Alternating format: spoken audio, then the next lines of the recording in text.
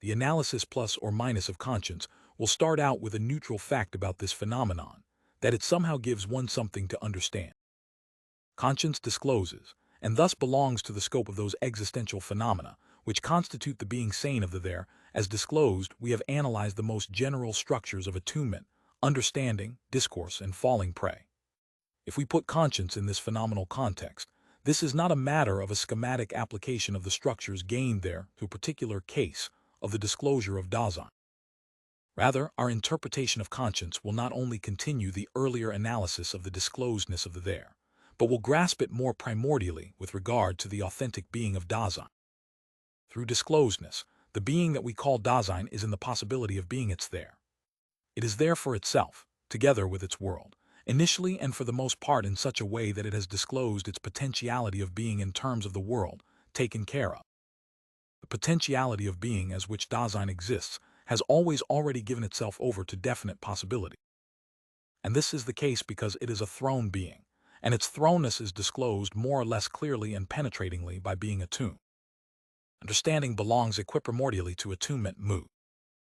In this way Dasein knows where it stands, since it has projected itself upon possibilities of itself, or, absorbed in the they, has let itself be given such possibilities as are prescribed by its public interpretedness.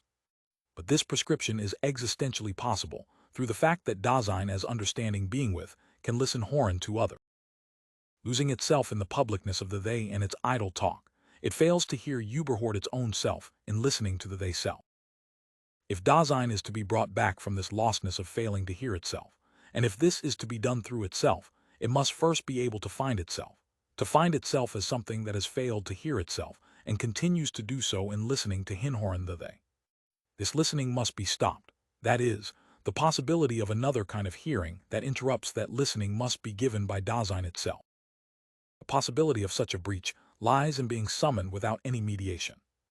Dasein fails to hear itself, and listens to the they, and this listening gets broken by the call if that call, in accordance with its character as call, arouses another kind of hearing which, in relation to the hearing that is lost, has a character in every way opposite. If this lost hearing is numbed benommen by the noise of the manifold ambiguity of everyday new, idle talk, the call must call silently, unambiguously, with no foothold for curiosity. That which by calling in this way gives us to understand is conscience jouissant. We take calling as a mode of discourse. Discourse articulates intelligibility. The characterization of conscience as a call is by no means only an image, like the Kantian representation of conscience as a court of justice. We must only not overlook the fact that vocal utterance is not essential to discourse, and thus not for the call either. Every speaking and calling out already presupposes discourse.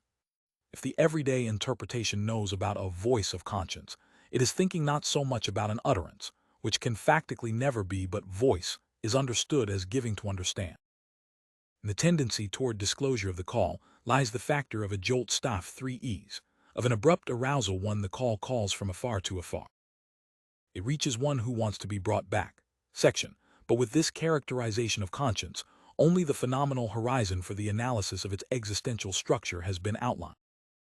We are not comparing this phenomenon with a call, but we are understanding it as discourse, in terms of the disclosedness constitutive for Dasein. Our reflection avoids from the very beginning the path which initially offers itself for an interpretation of conscience. One traces conscience back to a faculty of the soul, understanding, will, or feeling, or explains it as the product of a mixture of these. Confronted by a phenomenon such as conscience, what is ontologically and anthropologically inadequate about a free-floating framework of classified faculties of the soul or personal acts becomes painfully obvious.